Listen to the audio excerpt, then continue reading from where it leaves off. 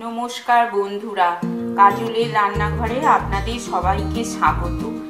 আজ আমি শুধু ফোড়ন দিয়ে একটা তরকারি করে দেখাবো।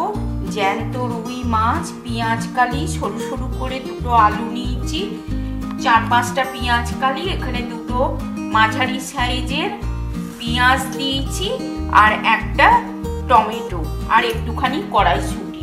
প্রথমে আমি কড়াইতে তেল দিয়ে দিয়েছি, তেলটা গরম হয়ে গেছে। প্রথমে আমি মাছগুলো ভেজে নেব।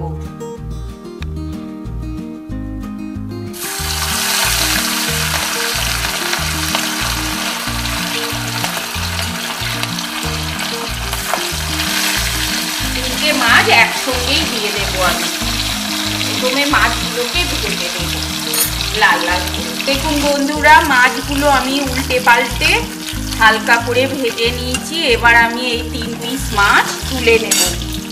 গ্যাসটা একটু কমিয়ে দিলাম। 3 পিস মাছ আমি এবার একটা জায়গায় তুলে নিচ্ছি।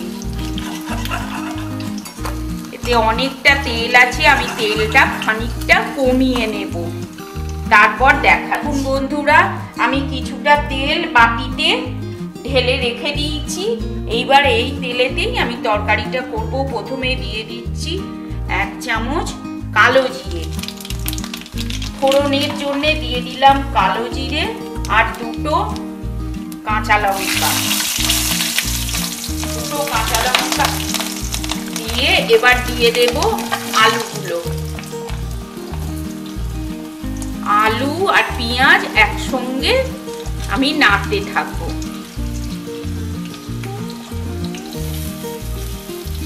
একটু বাদামি রং হলে তারপর আমি পেঁয়াজ কালিগুলো দেবো।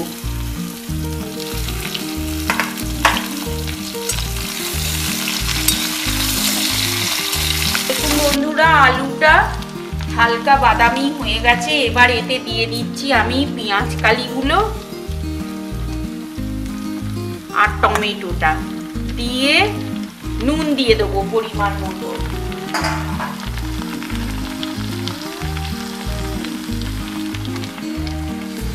এই চামচের 1 চামচ আর এই হাফ চামচ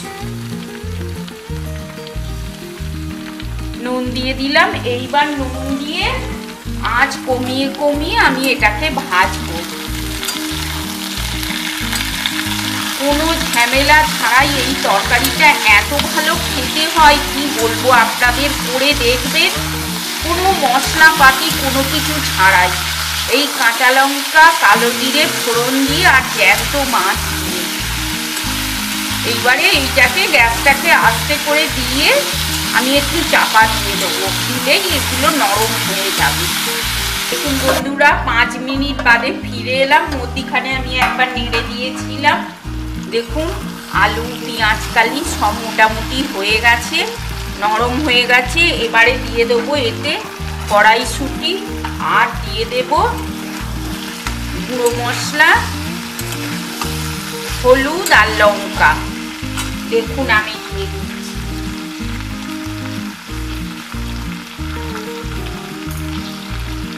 এখানে দিয়ে দিচ্ছি এই চামচের হাফ চামচ হলুদ গুঁড়ো আর হাফ চামচ লঙ্কা গুঁড়ো। দুটো কাঁচা লঙ্কা দেওয়া আছে, আর কিছুই দেব না, শুধু এই হলুদ আর লঙ্কা।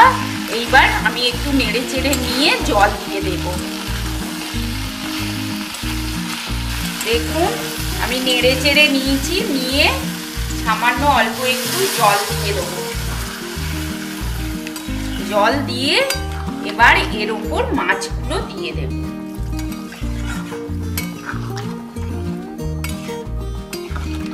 এবার মাছগুলো দিয়ে দেব।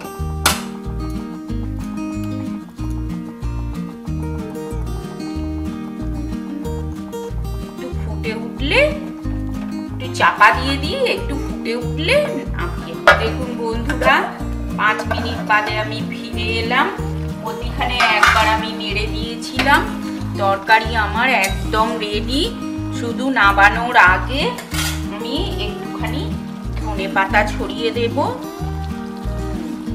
আপনারা এমনি সাধারণ এই ফোড়ন দিয়ে তরকারি খেয়ে দেখবেন কত সুন্দর খেতে লাগে।